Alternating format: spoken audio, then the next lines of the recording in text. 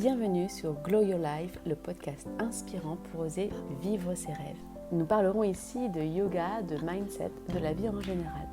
Si vous souhaitez en savoir plus sur mes formations de yoga, mes coachings, je vous invite à me retrouver soit sur mes réseaux sociaux Coraline Glow ou bien sur mon site internet coralineglow.com. Je vous souhaite une très belle écoute. Bonjour et bienvenue dans ce nouvel épisode de podcast. J'ai pensé qu'il serait intéressant de faire un bilan postpartum parce que voilà, la semaine dernière, Kathleen a fêté déjà ses 1 an et sur ces 12 derniers mois, il s'est passé vraiment beaucoup de choses, autant sur ma vie perso que pro. Et le fait voilà, de mes choix, enfin de nos choix d'éducation aussi, du fait que voilà, on ne souhaite pas mettre Kathleen en collectivité, enfin en garde du moins chez une nourrice ou à la crèche, fait que forcément c'est un peu le bazar, ça a mis le bazar, c'est encore un peu le bazar, mais c'est le bazar, mais on se rapproche de jour en jour du grand rêve que l'on a, qui est de partir vivre à l'étranger, tout en gardant une activité professionnelle en France. Donc voilà, donc dans cet épisode de podcast, je vais faire le bilan, autant sur ma vie perso que pro, vous partager mes doutes, les blocages que j'ai eus, que j'ai, et puis aussi comment je vois les choses pour les mois à venir. Donc déjà, je fais cet épisode-là pour vous donner une autre vision, une autre façon de faire, mais qui est vraiment adaptée à mon mode de vie. Enfin, quand je dis j'inclus forcément Wang, d'accord, enfin, mon mari. Donc qui inclut notre vision de vie, qui inclut aussi, qui est adaptée aux personnes que nous sommes et au mode de vie. Parce que voilà, tous les deux, on est à notre compte, on a plusieurs entreprises, à chaque fois on est associés à 50-50 ensemble. Donc on partage, en plus de projets communs personnels, on partage aussi des projets professionnels. Donc à chaque fois quand on se dirige vers une direction, quelle qu'elle soit, pour vie pro ou vie perso, on embarque tout le monde en même temps. Et voilà, pour moi, de ce que je fais à l'heure actuelle, c'est que j'accompagne des femmes à mieux se connaître, à prendre confiance en elles, à dépasser leurs peurs, leurs blocages pour qu'elles osent vivre leur vie rêvée. Et pour cela, j'ai 2 outils. Donc, j'ai les formations de yoga qui permettent de mieux se connaître intérieurement, de se reconnecter à soi, à ses besoins. Et tous les outils qui sont coaching mindset pour partir sur une nouvelle vision et débloquer toutes nos croyances, nos systèmes qu'on a mis en place à un moment donné dans notre vie, qui nous ont protégés, mais qui souvent au présent nous bloquent et nous empêchent d'avancer. Et donc pour cela, j'organise des formations qui sont destinées à toutes celles qui veulent enseigner le yoga, mais aussi aux pratiquantes qui pratiquent le yoga et qui ont besoin de faire une pause dans leur vie à un moment donné pour prendre un nouvel élan, un nouveau départ, pour se reconnecter à elles-mêmes. Parce que bien souvent, de ce qu'on me partage, des filles que j'ai accompagnées principalement en formation, c'est qu'il y a une perte de sens dans ce qu'elles font à l'heure actuelle dans leur job. Elles aiment leur job de base, mais c'est le comment qui s'est transformé, de la façon de faire qui n'est plus en adéquation avec leur aspiration. Et souvent, ça mène à soit des dépressions ou aussi des burn-out. Alors, avant de parler de mon accouchement, il est important que je vous redonne un peu un contexte. Donc, quand j'étais enceinte, parce que là, je vais parler principalement comme dans cet épisode du postpartum, mais je vais juste revenir je vais vous dire 2-3 petites précisions pendant ma grossesse. J'ai vécu donc les 3 premiers mois qui étaient vraiment pas cool physiquement, puis pas cool moralement. J'avais vraiment pas le moral, et moi qui ai un tempérament, depuis petite, j'ai ce côté en moi qui est entrepreneuse. J'adore créer des choses, j'ai 10 000 idées à la seconde. Le fait de ne plus avoir de projet, parce que je voulais pas faire de projet au niveau des formations, parce que je m'étais dit que si je perdais le bébé, d'autant plus comme le test de la trisomie 21 était revenu positif, je partais déjà sur une amniosynthèse, et s'il fallait que j'avorte, etc. Enfin, j'avais quand même une vision assez pessimiste de la situation. Je m'étais dit que je ne pourrais pas donner une formation de yoga. Donc en fait, ma vie était en stand-by. Et le fait de moi, dans ma façon de faire, de ne pas avoir de projet, ça me, ça, oui, oui, je pense que c'est pas, je pense, c'est ça me déprime et je n'ai pas de raison d'avancer. Je n'avais plus rien à partager, enfin, je voulais plus partager quoi que ce soit du coup. Et ça, en fait, ça entretenait un peu la vision négative alors c'est pas négative de la grossesse, mais de la phase dans laquelle j'étais. Et puis je sais plus, un matin, je me suis dit, mais attends, au pire quoi. Donc voilà, c'est au pire, ok, suite à ce test-là, la trisomie 21, tu décides avec Wang d'avorter, je pense que tu auras bien besoin de partir à l'étranger, de prendre un nouveau départ, un nouvel élan. Et dans le meilleur des cas, tu as le bébé, et vous partez ensemble en formation. Donc c'est de là que j'ai programmé la formation en Inde. Donc ça, et ensuite j'avais programmé une formation en décembre, donc à postpartum 4 mois. Donc là, je m'étais dit, de toute façon, Wang sera sur place avec moi sur la péniche. Et comme je voulais allaiter Kathleen, je m'étais dit, quand tu as besoin de faire des pauses, post-tété, il me la descend dans la salle de pratique. Et puis moi, il n'y a pas de problème, je l'allaite avec les filles. Et que les personnes qui viennent à moi pour les formations, dans tous les cas, elles connaissent mon univers. Si elles ne me connaissent pas personnellement, elles ont quand même j'essaie au maximum d'être la plus authentique possible sur les réseaux sociaux. Donc, elles vont voir à qui elles ont affaire avant. Donc, je ne pense pas que ça puisse gêner. Et puis, si ça gêne, c'est l'occasion pour moi d'en parler, d'échanger, de communiquer par rapport à ça. Parce qu'en fait, la gêne, c'est pas celui qui fait, c'est qu'est-ce que ça te renvoie à toi, en fait, de voir une maman travailler et puis d'allaiter son enfant. Voilà, qu'est-ce qui se joue en toi. Donc, ça sera toujours un bon moyen pour la personne. En fait, c'est un super cadeau pour la personne, pour lui faire travailler quelque chose qui la restreint, en fait, qui l'attend, qui la ferme en elle. Donc de là, avant d'accoucher, j'avais déjà 2 formations de prévues. Une en décembre, donc j'ai accouché fin août 2023, donc j'avais une formation en décembre 2023 et en mars 2024, une formation en Inde. Et le fait d'avoir donc ces 2 projets programmés m'ont permis de, franchement, moralement, de me requinquer et de me dire, on y va, on continue, quoi qu'il arrive, on continue. Parce que, en fait, de me priver de faire ce que j'aime faire, c'est me priver de moi-même, en fait, de mon oxygène. Quand je vous partage toutes mes connaissances, mon expérience à travers les séances de coaching ou des formations, c'est vraiment là où je sens ma place, que c'est fluide. C'est mon ikigai, c'est qui je suis, j'apprends à être aussi de jour en jour, vers qui je veux aller. Et c'est vous donner ces clés pour vous aussi, à vous apprendre, à vous autoriser à être et à vivre ce que vous avez envie de vivre. Moi, je vends pas un rêve.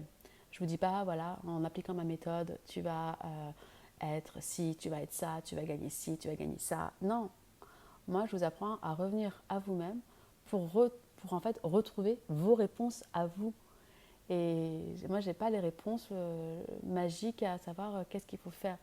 Je vous partage des outils pour vous, que vous trouviez vos réponses, celles qui sont adaptées de jour en jour. Et c'est super important, voilà, le fait de dire de jour en jour, parce qu'en fait, on évolue perpétuellement.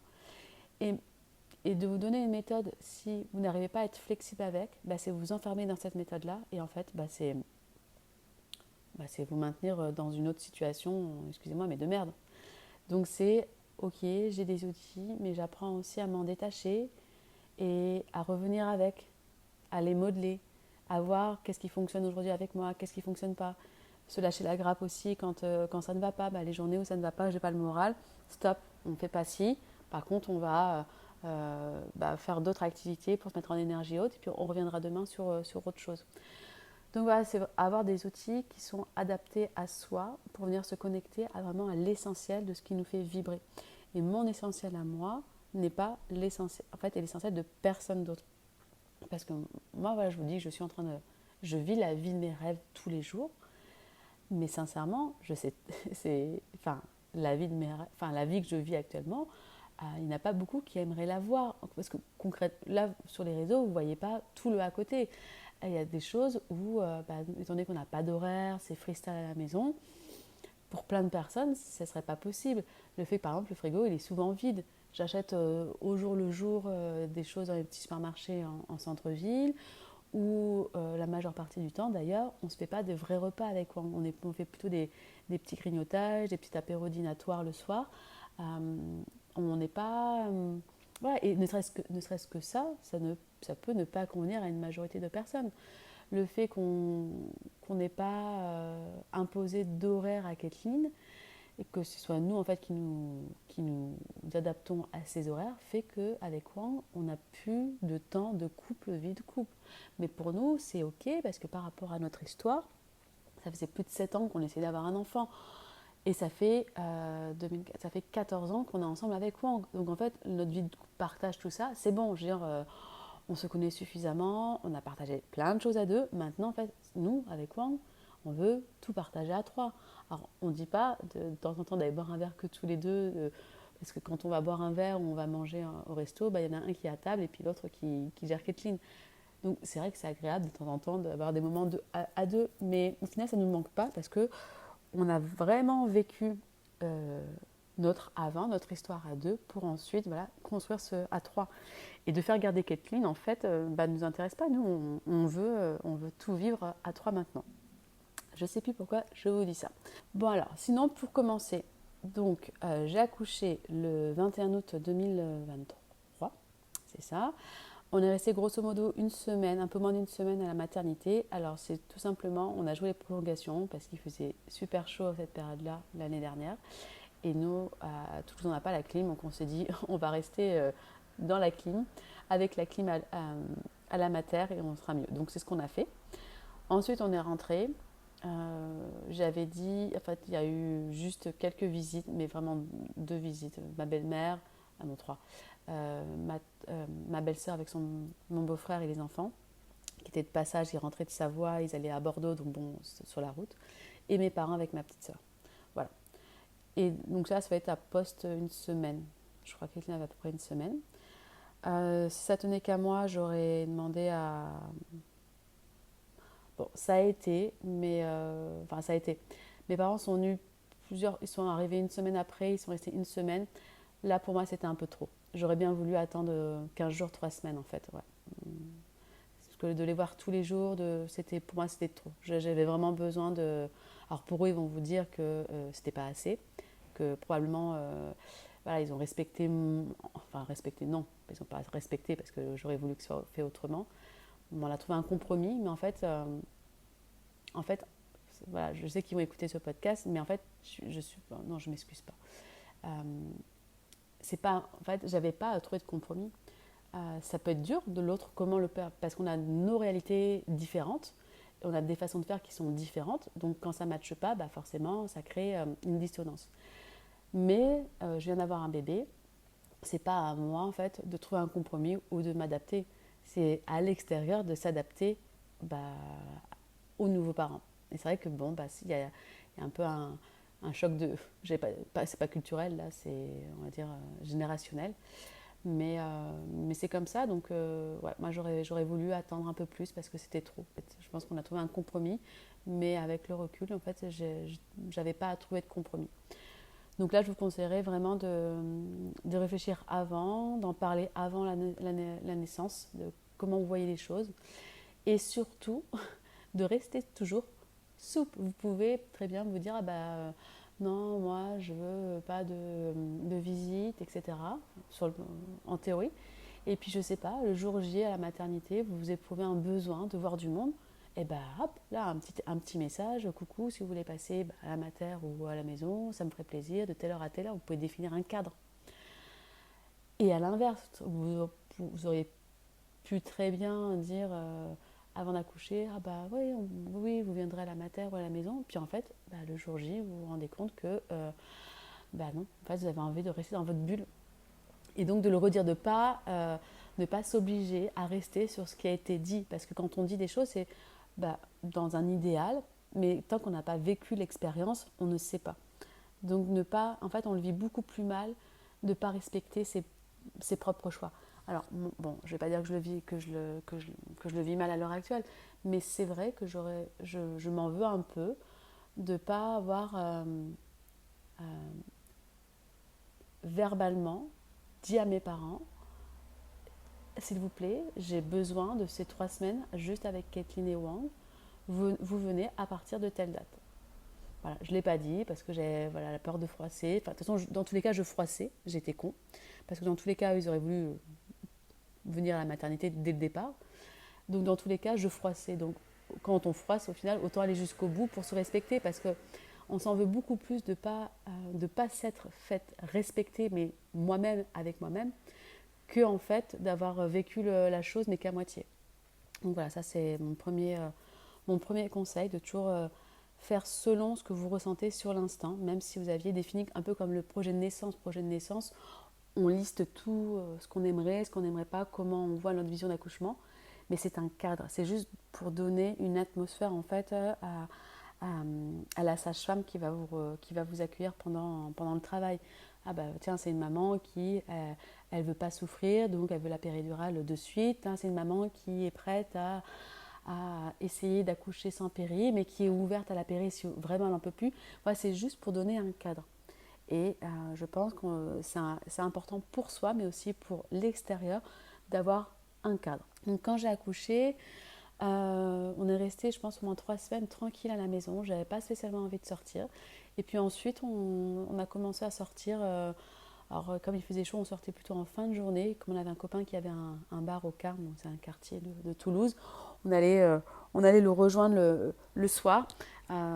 C'était facile pour moi pour allaiter parce que j'étais à l'aise. Déjà, j'avais acheté un tablier d'allaitement, donc je pouvais facilement me cacher. Je le connaissais, donc je pouvais me mettre dans une pièce à part si j'avais besoin. Et puis ça nous faisait aussi un ami. On a commencé à re-sociabiliser au fur et à mesure. Donc là, c'était vraiment des moments, j'ai quelques photos d'ailleurs, qui étaient chouettes. Ça nous faisait notre petite sortie de la journée. Après la journée, franchement, c'était dodo repos. Enfin, j'ai pas travaillé, je devais répondre aux mails, voilà, pour les formations. J'ai pas trop de souvenirs si je postais des choses. Enfin, je vais poster peut-être une photo par jour où j'écrivais 2-3 petits trucs de ce qui se passait, voilà, à la maison, mais j'étais pas du tout active sur les réseaux sociaux. J'étais vraiment active avec Kathleen, et puis mon allaitement se mettait en place, donc c'était pas évident parce que j'avais mal au sein. Et puis, mais dans mon malheur, enfin malheur entre guillemets, hein, comme il faisait chaud, j'étais en torse nu en paréo pour laisser la montée de lait arriver, parce que ça me brûlait. Et c'est vrai que j'en mettais partout à la maison du lait, on pouvait me suivre à la trace. Donc de recevoir du monde, il fallait à chaque fois déjà laver le sol, moi m'habiller, alors que franchement, d'avoir un tissu sur la poitrine, c'était désagréable. Donc, vous voyez, je me dis, mais pourquoi s'infliger ça au final? Voilà, on vient d'avoir un bébé, c'est un chamboulement, j'ai pas non plus à me plier en quatre pour faire plaisir à quelqu'un qui veut voir un enfant, enfin mon enfant. Ça peut attendre au final.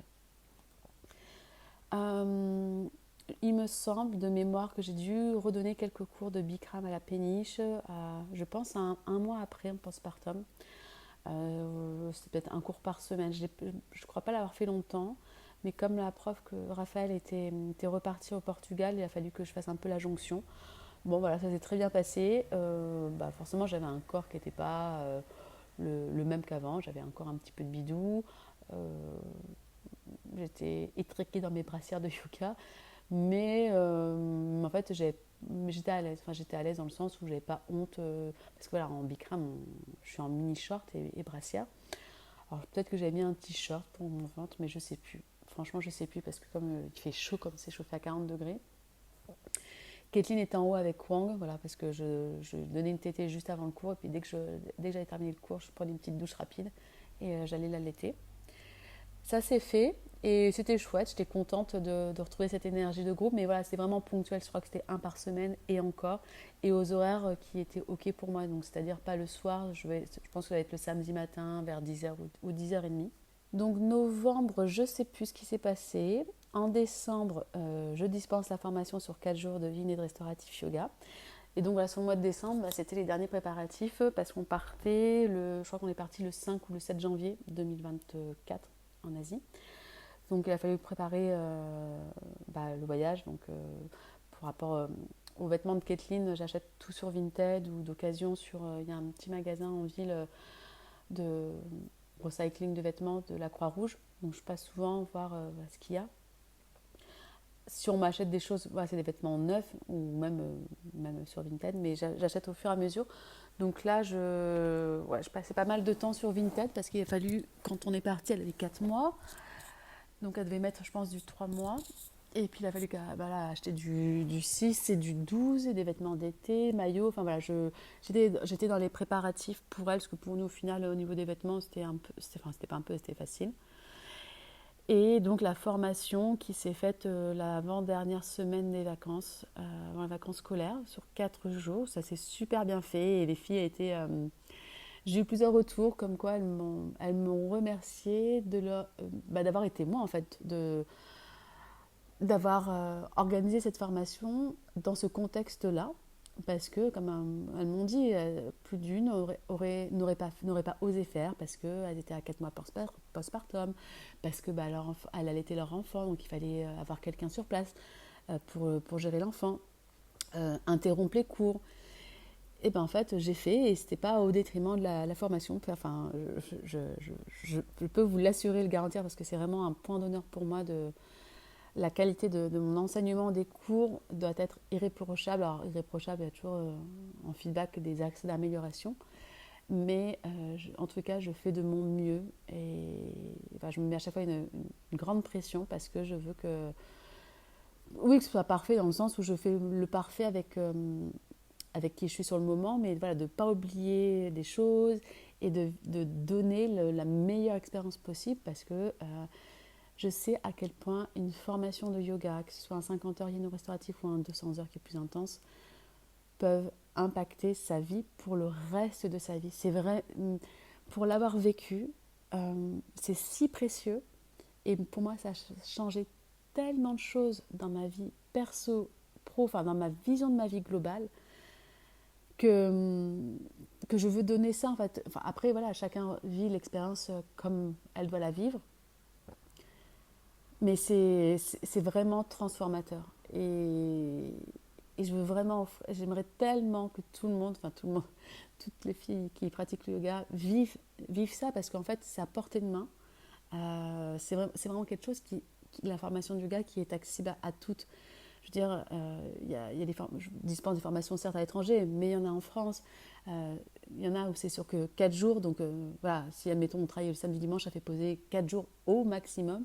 Parce que le reste, c'est en e-learning, en hybride ou en live. Donc ça réduit le temps en présentiel. Oui, c'est un investissement financier, mais c'est pas quelque chose comme moi qui a payé 12 000 euros ma formation avec David Laroche. Euh, on n'est pas sur des montants astronomiques. C'est des choses, en plus, je propose des facilités de paiement. Enfin, c'est des choses, si on a envie vraiment que notre vie change et vivre mieux, qui sont complètement réalisables. Quand, là, on était en Espagne en juillet, mon grand-père m'a demandé de lui ramener une cartouche de cigarettes. Quand j'ai appris le prix d'une cartouche en France, mais je dis, mais en fait, on met bien l'argent où on veut. Donc, quand on me dit que formation de yoga, c'est cher, bah, en fait, je veux même pas entendre. Enfin, ça rentre d'un côté d'une oreille et ça ressort de l'autre. Parce que c'est cher si on veut vivre mieux, être en meilleure santé, être plus épanoui, oser se lancer dans ces projets qui nous tiennent à cœur, avoir de meilleures relations avec soi et avec les autres. Bah non, en fait, c'est pas cher. En fait, le cher, c'est juste que c'est pas ta priorité et que tu estimes que c'est cher. Donc, tu donnes en fait, tu valides ta façon de penser, c'est tout. Mais moi, d'aller d'aller chez le coiffeur, ça peut être cher pour d'autres personnes et pour d'autres pas. C'est vraiment une question de priorité. Bon, bref, tout ça pour dire que, voilà, en fait, de ne pas attendre, et c'est ce qui me caractérise. Quand j'ai des projets, je veux vivre des projets, bah, je les fais de suite, je me lance et puis je réajuste au fur et à mesure. J'attends pas que toutes les conditions soient parfaites parce qu'elles ne seront jamais parfaites. Il y a toujours un petit truc qu'on ne contrôle pas et puis il y a des choses où on ne peut pas avoir la réponse avant d'avoir lancé la machine par exemple. Donc bah, je fais avec ce que j'ai sur le moment et ça montre que tout est possible, que bah, voilà, on peut voyager avec un enfant de 4 mois, on peut, euh, on peut vivre de façon épanouie dans sa vie de famille, dans son couple, alors qu'avec Wang, on passe nos journées H24 ensemble. et ce depuis des années, quasiment. On s'est mis ensemble en 2010. On a eu notre accident de moto quelques mois après qu'on se soit mis ensemble. Et de là, Wang a perdu son boulot. On était tous les deux avec nos béquilles, parce qu'on avait eu quand même un grave accident. On a passé, je crois, 2-3 mois à la maison en convalescence. Et puis après, on a repris nos études ensemble. Enfin, Wang a repris les études en droit d'immobilier et urbanisme avec moi. Et après, on a toujours bossé ensemble. Et on ne se voit pas faire autrement, sincèrement. Même lui, même quand des fois il dit que je suis relou, et que lui aussi il est relou. Hein. Mais notre vie, en fait, notre équilibre, maintenant, il est comme ça. Et c'est vrai que, bah voilà, comme je vous disais tout à l'heure, hein, pour certaines personnes, de vivre H24 avec son mari, c'est pas un rêve. Mais pour nous, c'est notre rêve. Donc c'est important que je vous redise, que je vous donne ce contexte-là de rêve, parce que en fait, on a dans l'inconscient peut-être collectif, c'est le rêve, c'est d'avoir une grande maison, d'avoir une grande voiture, d'avoir une piscine, d'avoir des beaux vêtements, d'avoir beaucoup d'argent sur ton compte en banque, etc. Ben en fait non, ça c'est ce que tu crois, mais nous, notre rêve avec Franck, on l'a vraiment défini en fonction de nos besoins et aussi de comment on peut être heureux, épanoui et en bonne santé. Moi, je ne veux pas travailler plus pour gagner plus. Parce que le temps qu'on a est vraiment limité dans le temps. Et je veux que tous les jours soient en fait, que mon quotidien soit un mélange de vacances et de travail. Donc comment je fais pour vivre ça? Je ne veux pas passer mes journées à bosser 8 heures par jour ou 12 heures par jour. Alors, je le fais quand je suis en formation, mais vraiment, voilà, c'est tout. Quand je suis en formation immersion ou en plusieurs week-ends sur Toulouse. Mais entre ça, je ne veux pas. Voilà, je pourrais me dire, allez, pendant tant d'années ou tant de mois, tu bosses tant, tu as un objectif financier, etc. Mais en fait, non, parce que je vais me priver de en fait, ce qui est essentiel pour moi, donc ma famille, du temps de qualité avec ma famille, des voyages, etc. J'aurais plus envie de vous partager des choses sur les réseaux. Et le fait de partager sur les réseaux, c'est aussi pour vous inspirer à vous aussi oser faire les choses. Et ça me nourrit.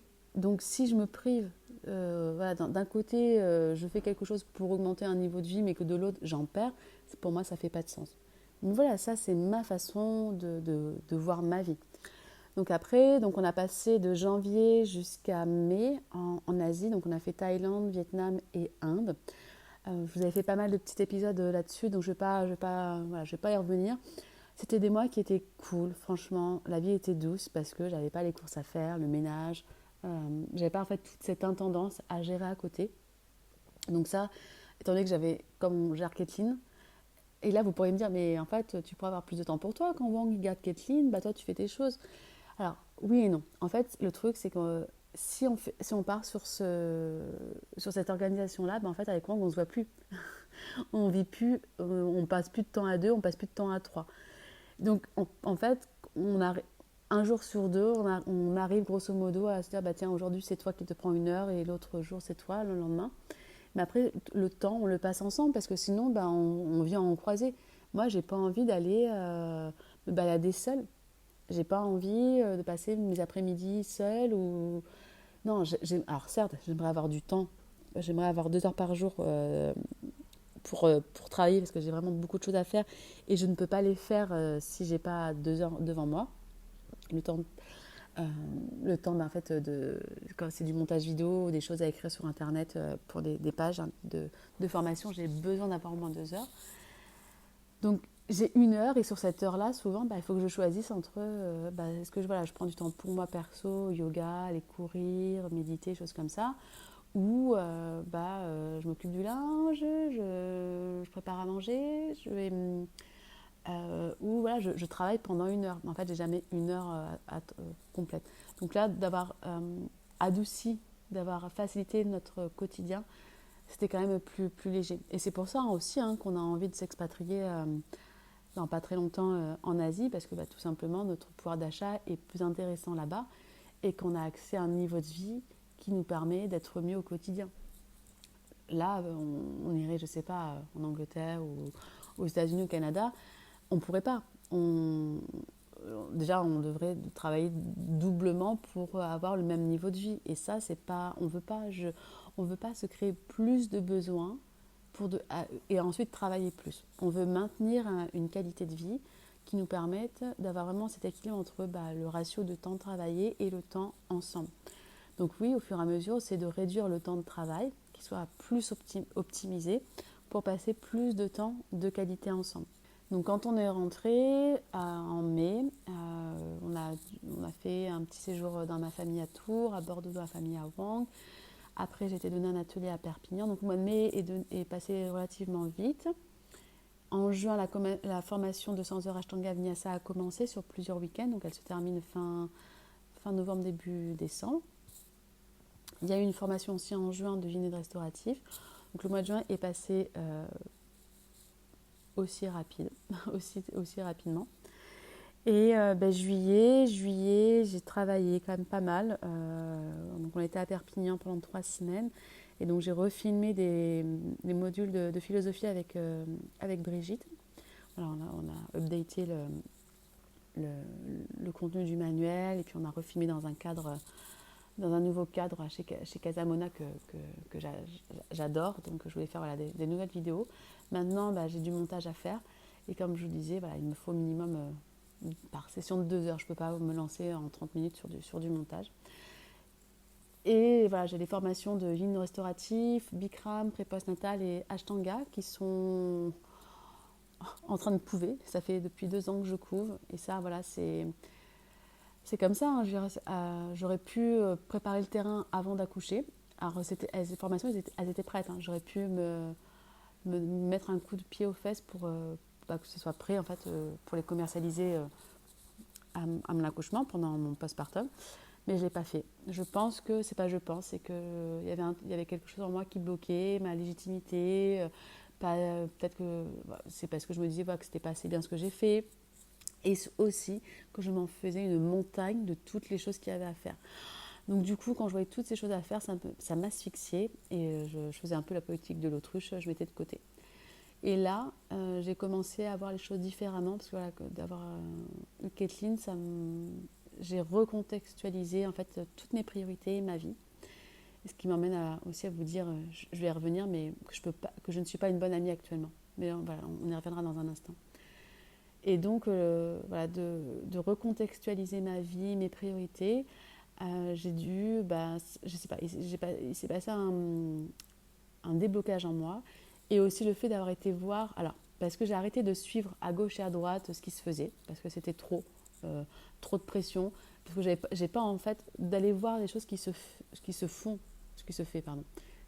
mais ne pas être prête à le faire, je me dis mais ça sert à rien en fait.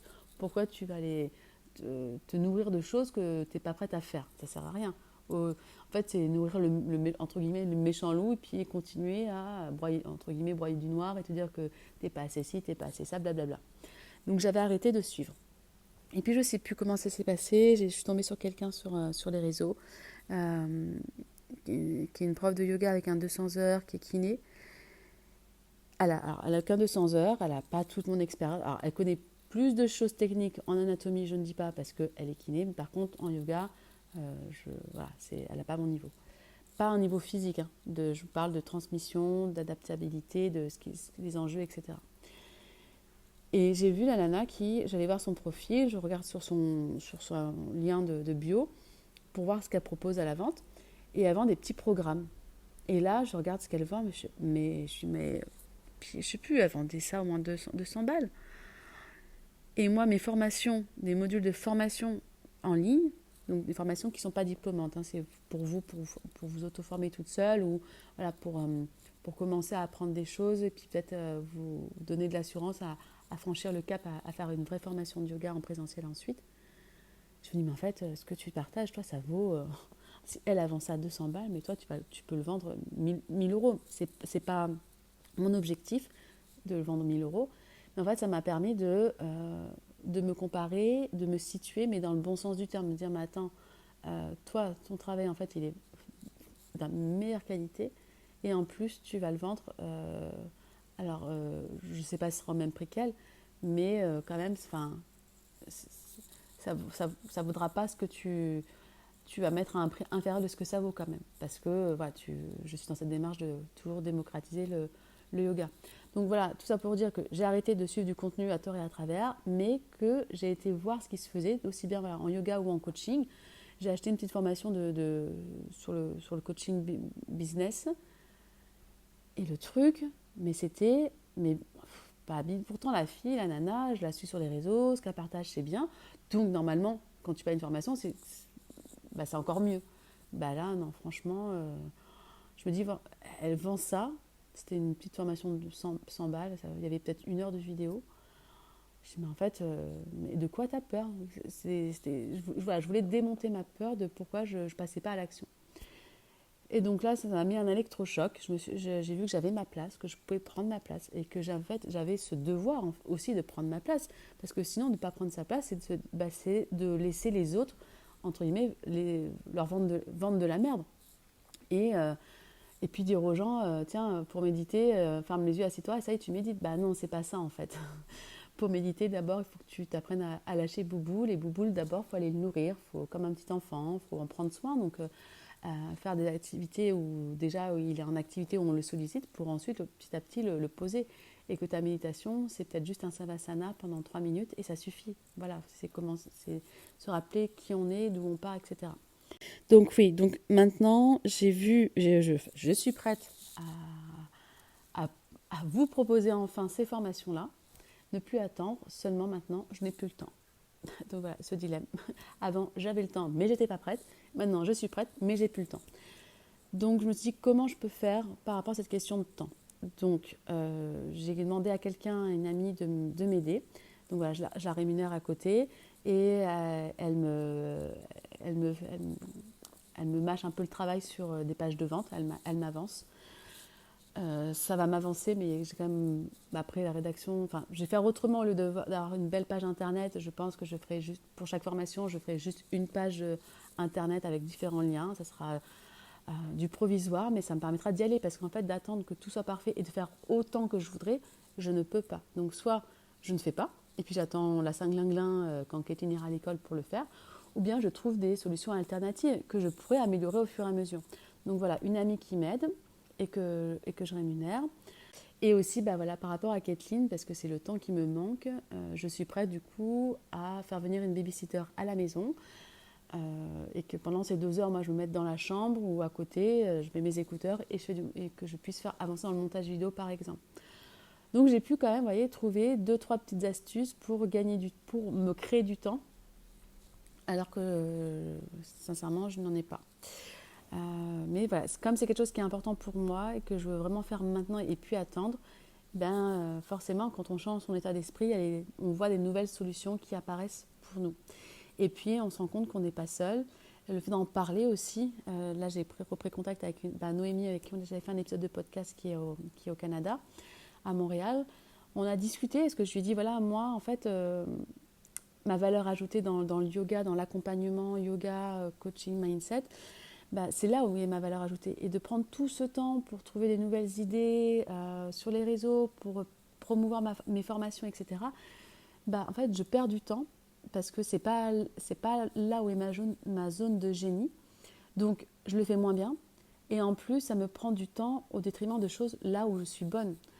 Et c'est vrai qu'à l'heure actuelle, je me sens frustrée et un peu étriquée parce que je vois tout ce que j'ai à faire.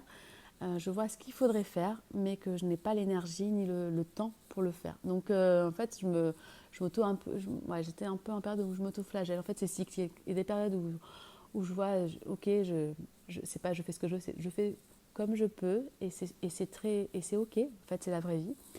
Et puis d'autres, je me dis, ouais, mais bouge-toi parce que ça va pas arriver du jour au lendemain. Et donc voilà, donc j'ai pris contact avec elle, je lui ai exposé mes besoins, mes problématiques, et puis on va voir ensemble qu'est-ce qui est possible de faire, parce que comme je lui ai dit, j'aimerais bien qu'on travaille ensemble, qu'on collabore.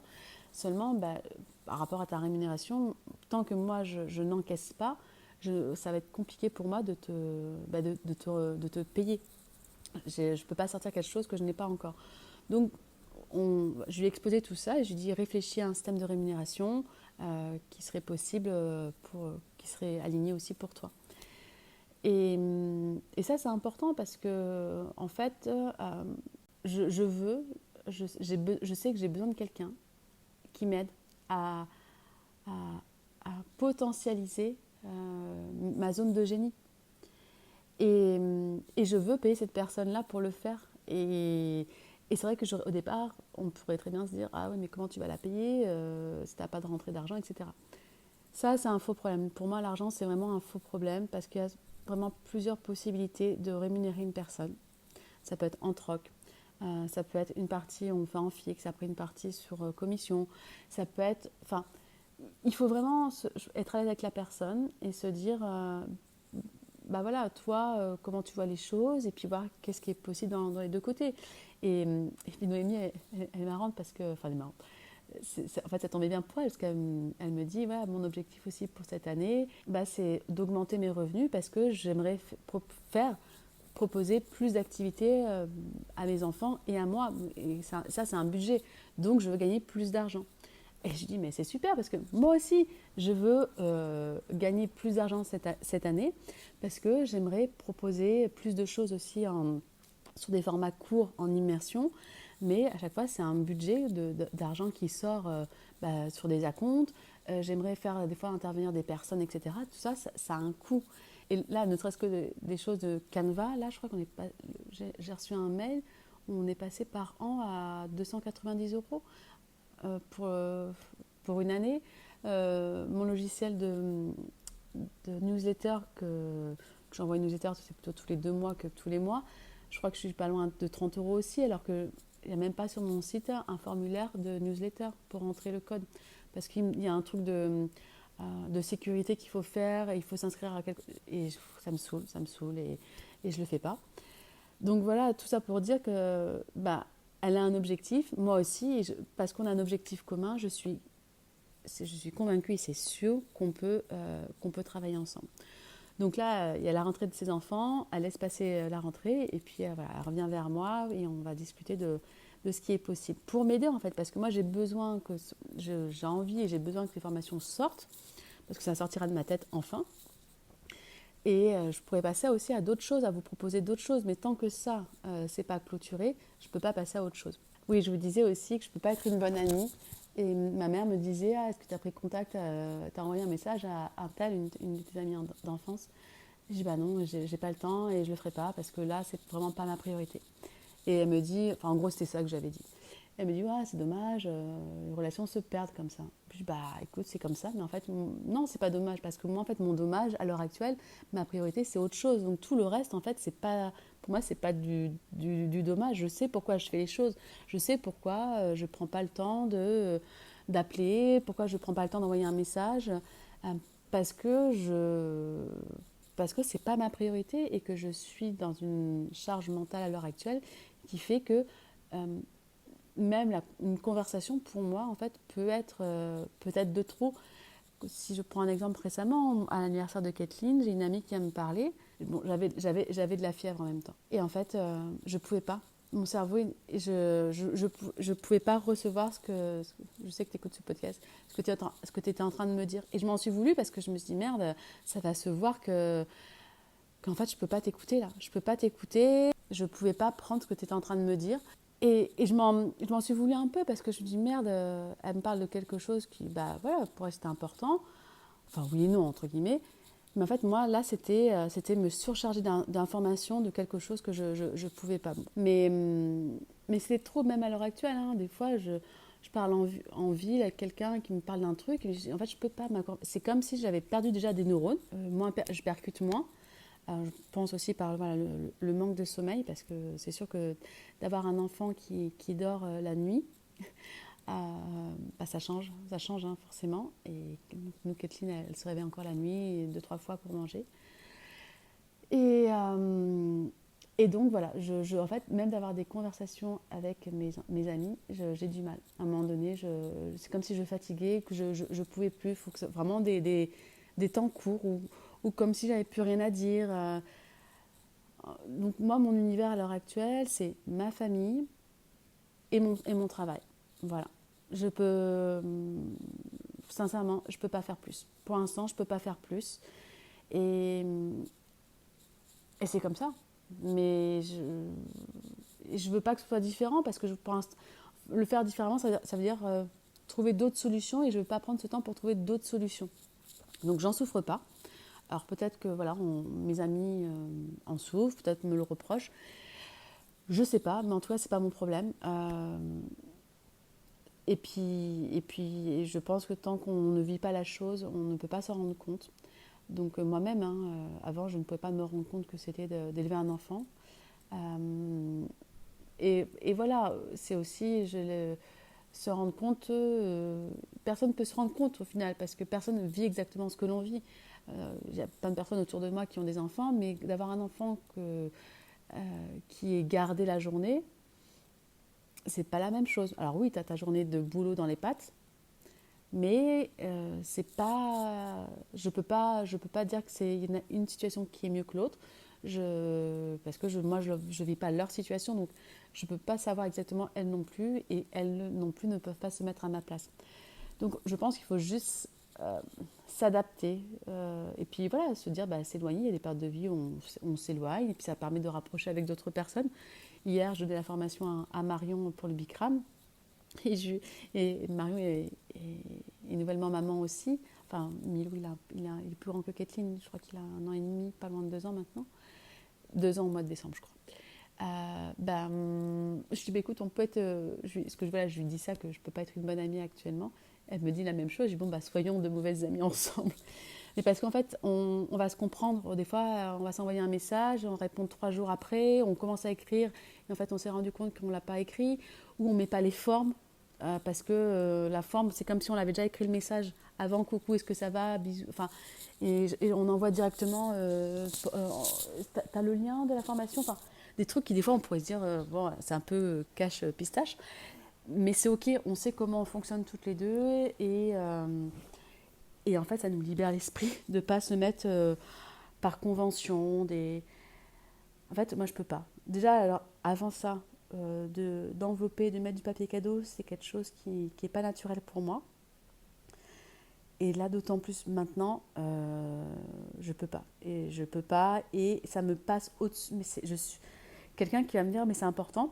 Alors, je comprends, je respecte, mais pour moi, ça me passe à 10 000. En fait, ça te va pas, t'es pas obligé de me fréquenter, quoi.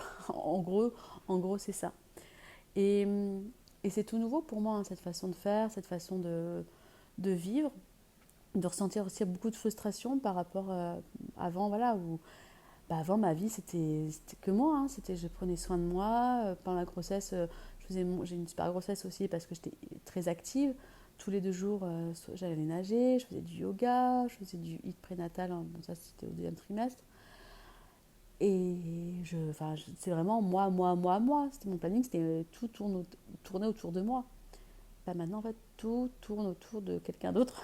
Et c'est chouette aussi de se rendre compte qu'en fait, je peux être heureuse sans que les choses tournent autour de moi. Oui, je peux vivre je peux vivre de la frustration. Je peux vivre de l'extrême fatigue. Je peux vivre des fois de la honte, dans le sens où des fois je me trouve bébête, des trucs que je percute pas, je suis à 10 000. La dernière fois, mais pour vous dire, il me raconte une histoire. Alors moi, l'histoire que j'ai compris, c'était, alors je crois que c'était, alors, je sais plus si j'avais compris aux États-Unis ou en France, mais en gros, qu'il y avait un voleur qui était venu cambrioler une maison.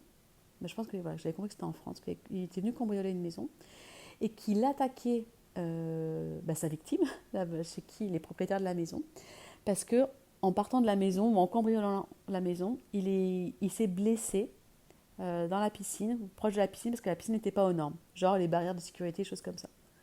Voilà l'histoire que j'ai comprise. Et on reçoit des amis la semaine dernière, et puis Wangga, t'as vu l'histoire là, machin et, et puis donc je rebondis sur la conversation, je dis oui, là, le voleur avec la piscine. Il me dit, mais qu'est-ce que t'as compris? Il me dit, mais non, c'est pas ça. Je dis, si. Il dit, mais non, pas du tout. En fait, l'histoire qu'il m'a racontée, c'était en gros, c'était dans une copropriété. Il y a un couple d'amis qui étaient invités par voilà, des copropriétaires. Et la personne s'est blessée dans la piscine, et donc lui, il a porté plainte. Alors, je ne sais pas où j'ai inventé l'histoire du cambriolage qui a mal tourné. Enfin bon, voilà 2 histoires différentes. Je dis, et je peux vous assurer que j'aurais mis mes 2 mains à couper que la version que j'ai comprise était la version qu'il m'a dit. Et là, j'ai compris qu'en fait, mon cerveau, j'étais vraiment en surcharge mentale et en fait, je suis là, mais je ne suis pas là. Quand on me parle, j'ai toujours un œil sur Kathleen. Je peux pas avoir une conversation, en fait. Avant, j'étais vraiment dédiée à 100% quand la personne me parlait. J'étais vraiment, et c'est pour ça que les personnes se confient beaucoup à moi. Je pense que j'ai une présence d'écoute qui fait que on, on- on se sent à l'aise pour parler avec moi parce que j'ai vraiment une écoute profonde. Et là, cette écoute profonde, je l'ai plus. Mon cerveau, il est en train de checker si Kathleen ne veut pas se blesser. Enfin, j'ai toujours un œil ailleurs. Donc voilà, donc là, je me suis dit, oulala, ton cerveau, il commence à être vraiment en surchauffe. Et puis, ce qui m'a fait aussi percuter, c'est le soir où on est rentré de l'anniversaire de Kathleen. Donc j'avais 42 fièvres, donc j'étais fatiguée. Je grelottais sous ma couette avec pyjama, enfin j'avais 36 000 couches, j'avais froid.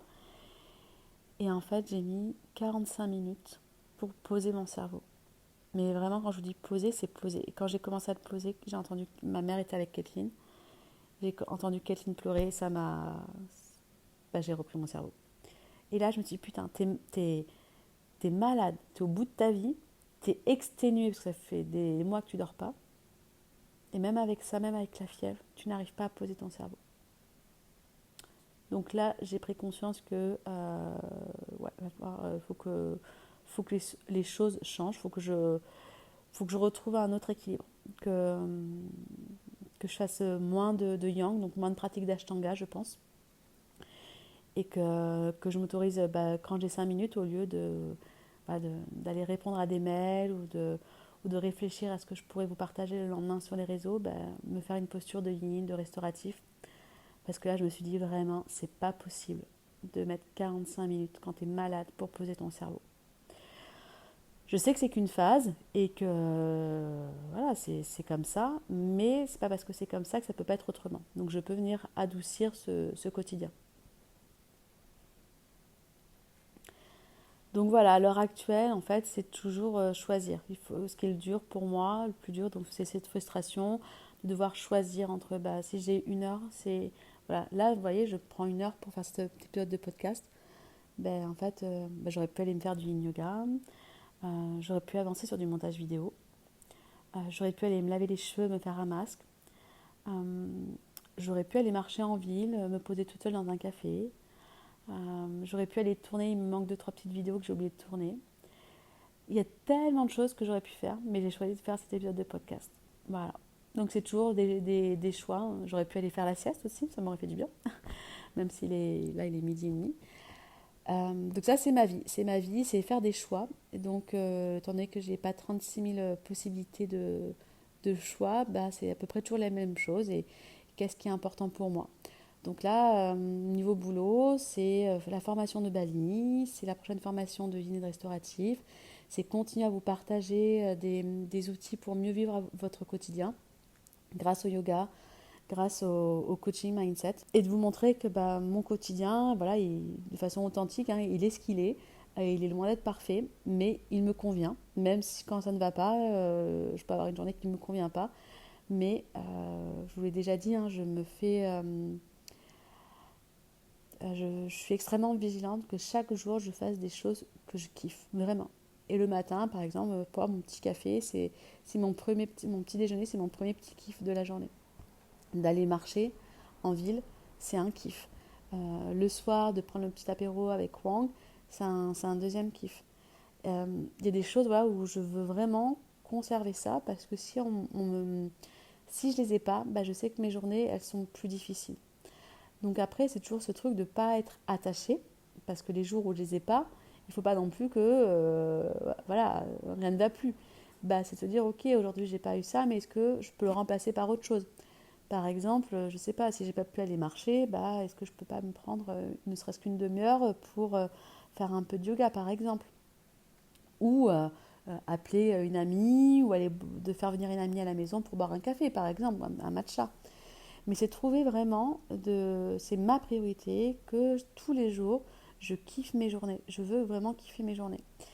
Parce que ça aussi, je sais que la vie peut s'arrêter à tout moment. La mienne, comme celle de Kathleen ou celle de Wang, Et, alors, je dis pas que je veux pas avoir de... Enfin si, j'aimerais ne pas avoir de regrets.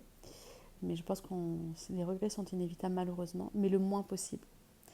Je veux que si voilà, demain j'apprenais que j'ai une maladie grave ou que Wang a une maladie grave, qu'on n'ait pas attendu en fait notre retraite, qu'on n'ait pas attendu quelque chose de l'extérieur pour kiffer notre vie en fait. Et ce qui m'amène à vous dire que, je pense que je vais clôturer sur ça, j'ai dit à Wang, écoute, en septembre 2025, je veux qu'on aille vivre au moins un an en Thaïlande. Donc là, il a dit, ah oui, déjà. Je fais oui, oui, déjà. On va attendre quoi, de mettre plus d'argent de côté, on va attendre que Kathleen soit plus grande, tu vas attendre quoi, que la péniche, il y ait vraiment une équipe avec plus de personnes. Enfin, en fait, on trouvera toujours des excuses pour attendre, pour remettre à demain. Donc si nous, on veut, c'est vraiment important, c'est notre rêve d'aller faire en expérience une année, bah allons-y. Donc là, on y va, on part 5 mois, de fin décembre à début juin. On revient l'été. Donc là, je pense que je proposerai une ou deux formations. Et puis fin septembre, début octobre 2025, on part un an là-bas. Mais après, pendant cette année, j'ai dit avant, on revient 15 jours en décembre pour les fêtes de fin d'année, voir la famille. Si, je pourrais aussi proposer une formation de yin restauratif. Et puis toi, si entre-temps, pour le boulot, tu as besoin de revenir, au pire, voilà, tu fais un aller-retour. Au pire, le pire du pire, c'est des sous, c'est un billet d'avion, voilà, en aller-retour.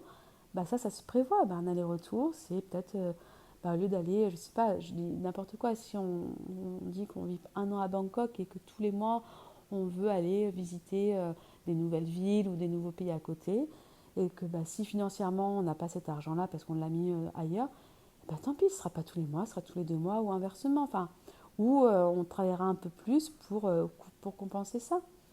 Parce qu'en fait, moi, mon fonctionnement jusqu'à présent, c'était de ne pas me créer de besoin pour pas, je vous l'avais dit dans un autre épisode de podcast, pour pas avoir besoin d'argent pour ne pas en perdre.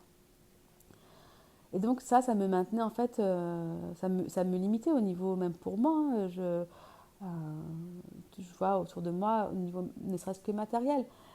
Autour de moi, il y a plein de personnes voilà, qui sont propriétaires de leur maison, qui arrivent à s'acheter des pièces de marque de temps en temps, qui se font plus plaisir matériellement. Et c'est vrai que je me suis interdite voilà, d'aimer le matériel parce que je voulais pas passer, j'avais peur de passer peut-être dans une extrême. Hein.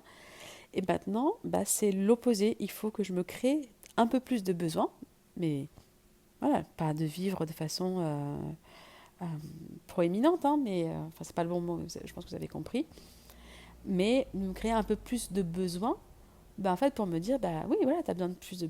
Tu aimerais, je sais pas, j'aimerais bien m'acheter une belle montre, j'aimerais bien m'acheter une vraie petite ceinture en cuir de marque. J'ai jamais eu de vêtements de marque, j'aimerais bien m'acheter ça. Et ça peut être un leitmotiv voilà, par exemple, pour me bouger, pour vendre mes formations en ligne. Et en plus, je le sais très bien que, en plus, à chaque fois que je gagne de l'argent, c'est vraiment pas pour l'aspect d'accumuler. À chaque fois, ça recircule, ça le repartage. Je le repartage parce que je rachète des formations. Je le repartage parce que j'embauche des personnes à côté. Voilà, là, j'ai Laetitia qui m'aide à faire 3 vidéos par semaine. Mon autre amie Céline qui m'aide à faire des pages de vente sur le site internet. Mon amie Noémie qui va probablement aussi m'aider à faire d'autres choses. Donc tout ça, ça circule. Donc j'ai bien besoin d'argent. Mais voilà, jusqu'à présent, c'est comme si je mettais la bête noire sur l'argent. Et là, j'ai décidé depuis que Kathleen est là, voilà, 2024-2025, je changeais ma relation avec l'argent. Et qu'il faut que j'aime l'argent parce que je ne peux pas attirer à moi quelque chose que je n'aime pas, que je dénigre. Je ne peux pas attirer l'amour, je ne peux pas attirer des enfants, enfin je ne peux pas attirer les choses auxquelles j'aspire si j'aime pas, si c'est pas important. Tu veux manger mieux, mais manger mieux, il faudrait que d'abord que tu aimes la nourriture et que tu t'intéresses un minimum aux légumes, à une alimentation peut-être plus végétale, plus saine, moins transformée. Tu peux pas commencer à manger mieux un minimum si tu t'intéresses pas à ça. Donc voilà, je sais plus pourquoi je vous disais ça. Donc pour mes un, c'est parti un peu dans, je sais pas, c'est un peu parti dans tous les sens. Mais en fait, j'ai l'impression que ces 12 mois, on fait un trimestre, peut-être un peu plus, un semestre. Donc, quoi vous dire de plus? C'est vraiment retour à l'essentiel, retour à mes priorités. C'est dire plus non qu'avant, à plein de choses, à des amis, à des propositions. Parce qu'en fait, au départ, oui, mon boubou, il voudrait dire oui à ce projet-là, mais en fait, bah non. En fait, maintenant, comme j'ai une vision précise de ce que je veux et de ce que je veux pas, bah, c'est plus facile pour moi en fait de rester focus parce que bah, tout le reste en fait, qui rentre pas dans ma case essentielle, bah, ça dégage. Ça dégage parce que sinon ça me freine et ça m'éloigne de ce qui est important pour moi. Je pourrais vous dire aussi, voilà, c'est en permanence choisir ce qui est important et c'est aussi se rappeler dans les moments difficiles pourquoi on le fait, pourquoi j'ai dit non à ça, pourquoi j'ai dit oui et ne pas hésiter à redéfinir les règles du jeu, hein, à se redéfinir au fur et à mesure. C'est rester concentré aussi sur votre valeur ajoutée et déléguer tout le reste ou bien arrêter certaines choses parce qu'en fait, on ne peut plus être autant partout qu'avant. Et puis, c'est aussi moins faire mais mieux. Pour moi, à l'heure actuelle, je suis dans l'optimisation de tout. J'endors Kathleen dans le porte-bébé, j'ai mon téléphone, je suis en train de soit préparer un post, d'écrire un mail, de réfléchir à autre chose de ce que je pourrais faire au niveau des accompagnements coaching. Enfin voilà, dès que j'ai un moment, c'est vraiment, tiens, je peux pas me permettre de rien. Enfin, en fait, il faudrait que je m'offre plus de moments où je ne fais rien.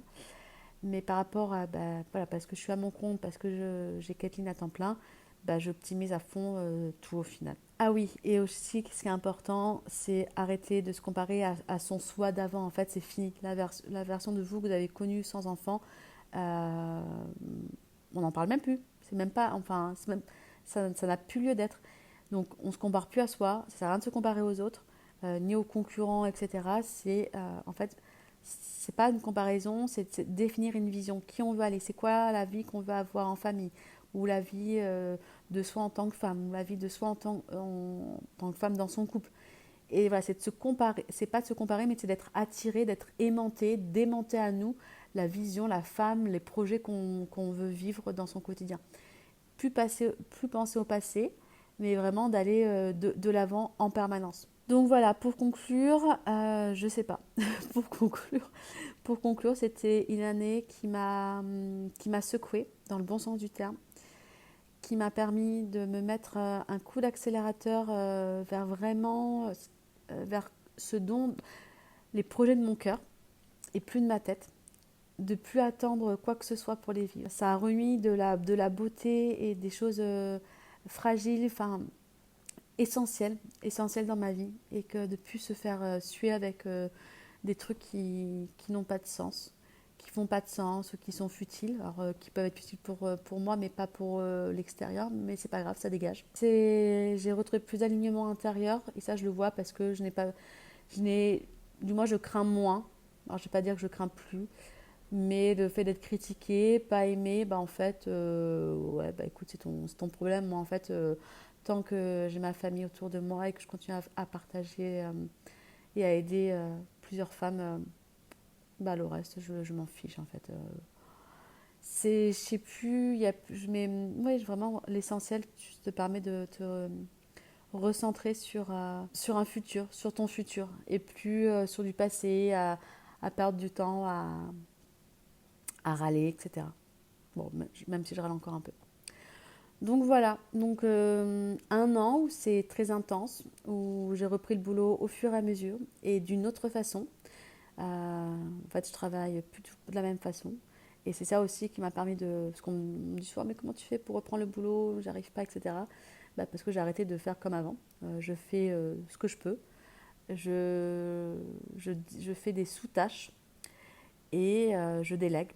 Je redéfinis, je recalibre pour arriver en fait à vraiment à l'essentiel et tout ce qui, soit c'était une perte de temps ou ça rapportait pas, etc., dire ça c'est pas pour maintenant. Donc voilà, je vais m'arrêter là. Parce que je pense que Christine n'a pas tardé à se réveiller. Et puis ça fait peut-être pas loin d'une heure que je suis en train de vous parler, peut-être un peu moins avec le montage. Euh, J'espère avoir couvert les sujets essentiels.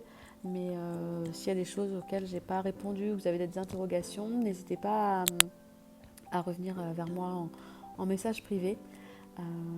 Vraiment, ce serait toujours avec plaisir que je vous ferai un petit message vocal pour partager ma vision de ce qui, moi, a fonctionné. Et vous, ça peut être juste, quand je vous partage ma vision, ça peut vous ouvrir d'autres portes pour vous à adapter dans votre quotidien.